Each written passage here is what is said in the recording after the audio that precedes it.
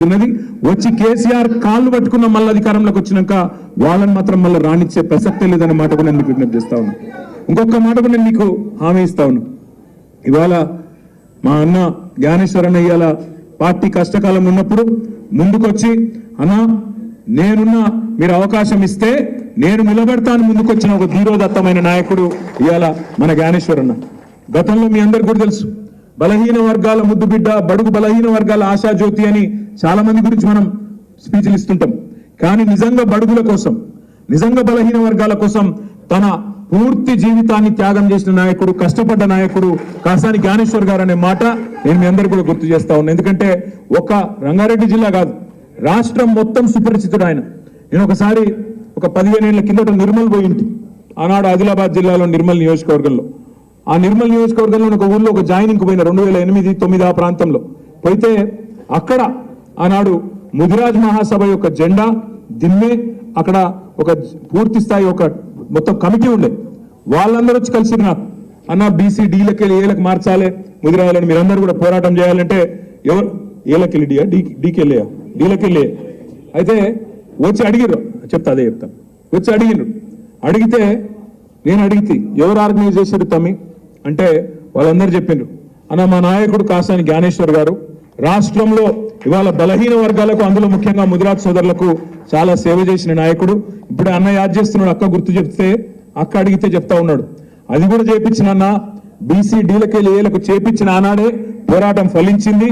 కానీ దురదృష్టవశాత్తు హైకోర్టు ఆనాడు కొంత సుప్రీంకోర్టులో అయిపోయింది, అది కూడా సుప్రీంకోర్టులో ఒక చిన్న చిక్కు వచ్చి ఆగింది. కానీ అది కూడా అయిపోయింది, తప్పకుండా మా పోరాటం ఫలిస్తుంది అనే మాట కూడా వారు చెప్తా ఉన్నారు. వారికి హృదయపూర్వకంగా మనం సపోర్ట్ కొట్టి అభినందనలు చెప్పాలని చెప్పి నేను కోరుతా ఉన్నాను.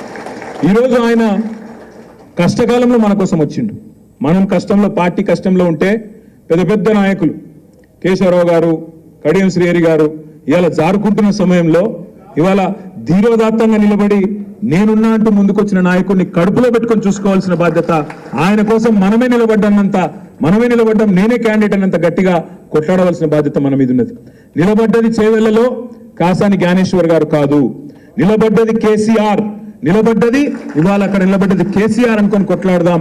అక్కడ నిలబడ్డది మన నాయకుడు, అక్కడనే ఉన్నాడు, ఆయన కోసం ఓటేస్తున్నామనే ఒక కమిట్మెంట్ తోని కసితో పనిచేద్దాం తప్ప ఇవాళ రకరకాల ఆలోచనలు చేయవలసిన అవసరం లేదు.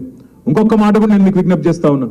నాయకులు పోయే వాళ్ళకి చాలా మాట్లాడతారు. ఇప్పుడు మీకు తెలుసు, పోయేటప్పుడు 2 రాళ్ళు వేసి 10 ఏళ్ళు అన్ని అనుభవించి పోయేటప్పుడు మాత్రం 2 రాళ్ళు వేసి పోతారు. చాలా విచిత్రం అనిపిస్తుంది కొంతమంది మాటలు వింటా ఉంటే. కానీ ఇక నేను వాళ్ళు పెద్దవాళ్ళు, వాళ్ళని నేను ఎక్కువ ఏమి అనను, వాళ్ళ విజ్ఞతగా వదిలేద్దాం, కాలం అన్నిటికీ సమాధానం చెప్తుంది. కానీ ఇవాళ యూట్యూబ్లో మురిగేటోళ్ళు, ఇవాళ మీ చేవెళ్ళలో చిన్నాడు రేవంత్ రెడ్డి గారు కూడా చాలా మాట్లాడింది. దమ్ముంటే ఒక్క సీటನ್ನು గెలుచుకొని చూపెట్టండి అని సవాల్ విసిరిండు రేవంత్ రెడ్డి. నేను అదే రోజు చెప్పిన రేవంత్ రెడ్డి గారికి, అదే రోజు సాయంత్రం చెప్పిన, అయ్యా రేవంత్ రెడ్డి గారు 17 సీట్లున్నాయి తెలంగాణలో, 17 సీట్లున్నాయి, నువ్వు అంటున్నావు కదా ఒక్క సీటನ್ನು గెలుచుకోమంటున్నావు కదా, ఆ ఒక్క సీటు అక్కడ ఇక్కడ ఎందుకు, నీ సిట్టింగ్ సీట్ ఉంది కదా మల్కాజ్గిరి, నువ్వు కొడంగల్ ఎమ్మెల్యే పదవికి రాజీనామా చేసిరా, నేను సిరిసిల్ల ఎమ్మెల్యే పదవికి రాజీనామా చేస్తా, ఇద్దరం మల్కాజ్గిరిలో కొట్లాడదాం, ఎవడు గెలుస్తాడో చూద్దాం, ఏ పార్టీ గెలుస్తాడో చూద్దాం, అక్కడనే చూసుకుందామని అడిగిన. దానికి ఇంతవరకు సమాధానం లేదు, ఇప్పటివరకు మాట్లాడే పరిస్థితి లేదు. ఆయన సిట్టింగ్ సీటు గెలవలేడట, కానీ ఆయననట మొత్తం గెలుస్తాడంట, ఆయన మొత్తం రాష్ట్రం అంతా ఊడ్చి పారేస్తాడంట, కేసీఆర్ ను 100 మీటర్ల లోపల బొంద పెడతా, 100 ఫీట్ల లోపల బొంద పెడతా అని డైలాగులు కొడతా ఉన్నాడు. ఆయన మాట్లాడే మాటలు, ఆయన భాష, ముఖ్యమంత్రి అయినాక కూడా ఆయన చేస్తున్న విమర్శలు, రోత మాటలు, నిజంగా రోత ముట్టించే విధంగా మాట్లాడుతూ ఉన్నాడు. ఏమంటాడు ఆయన, కొడకల్లారా, నా కొడకల్లారా చీరేస్తా, మెడల పేగులు వేసుకుంటా అంటాడు. ముఖ్యమంత్రి అంటాడు, కూడా మెడల పేగులు వేసుకొని తిరుగుతాడే, మెడల పేగులు వేసుకుంటాడు. పోటీ కొట్టేటోను ఆయన ముఖ్యమంత్రి, పోటీ కొట్టేటోను నాకు అర్థం కాదు, మెడల పేగులు వేసుకొని తిరుగుతా అంటాడు. ఇంకో మాట అంటాడు, జేబుల కత్తెర పెట్టుకొని తిరుగుతున్నా, జేబుల కత్తెర పెట్టుకొని ఎవరు తిరుగుతాడే, జేబు దొంగలు తిరుగుతారు, జేబుల కత్తెర పెట్టుకొని తిరుగుతున్నా, జాగ్రత్తగా ఉన్నాయని అంటాడు. మానవ బాంబులు అయితే అంటాడు.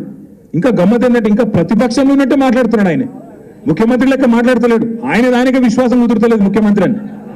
మనం నమ్ముడు కాదు, ఇంతకుముందు మా అనిల్ జాదవ్ చెప్పింది, తమ్ముడు బోత్ ఎమ్మెల్యే, ప్రజలంటున్న ఎవడు ముఖ్యమంత్రి అని. ఆయన కూడా నమ్మకం ఉన్నట్లేదు రేవంత్ రెడ్డి గారికి. మానవ బాంబులు అయిపోతాం అని మాట్లాడుతున్నాడు. ఇంకా దారుణంగా ఏంటంటే ఒక ముఖ్యమంత్రి సెక్రటేరియట్కి వచ్చి ఇక్కడ లంకె బిందెలు ఉంటాయనుకొని వచ్చినాం, ఖాళీ కుండలున్నాయి అని అవుతున్నాడు వెకిలిగా. లంకె బిందెల కోసం గడ్డపారలు పట్టుకొని తటపారలు పట్టుకొని నెత్తి మీద బట్టలు కప్పుకొని అర్ధరాత్రి ఎవడు తిరుగుతాడన్నా? దొంగలు తిరుగుతారు. మరి ఈయన గతంలో ఏం చేస్తున్నాడో నాకు ఎరకలేదు, కానీ గిట్లున్నది ఈయన వ్యవహారం. ఇంకా దారుణం ఏంటంటే వెనకటికి నాగార్జునది ఒక సినిమా వచ్చినండే. ఆ సినిమాలో పాట ఉంటుంది గ్రీకు వీరుడు అని. రేవంత్ రెడ్డి గారు ఈయన ప్రభుత్వం ఎట్లున్నదంటే రోజొక్క లీక్ ఇవ్వాలి యూట్యూబ్కు. ఇగో ఇది జరిగిపోయింది, ఇది గొర్రెల స్కాము, బర్రెల స్కాము, ఫోన్ ట్యాపింగు, మన్ను మశానం. లీకు వీరుడు ఆయన గ్రీకు వీరుడు అయితే లీకు వీరుడు.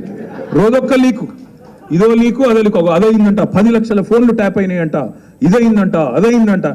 అయ్యా నువ్వే అధికారంలో ఉన్నావుగా స్వామి, దమ్ముంటే ఎవరి మీద చర్య తీసుకుంటావో తీసుకో, ఎవరిని లోపల వాడేస్తావో పాడై, ఏం విచారణ చేస్తావో చెయ్యి.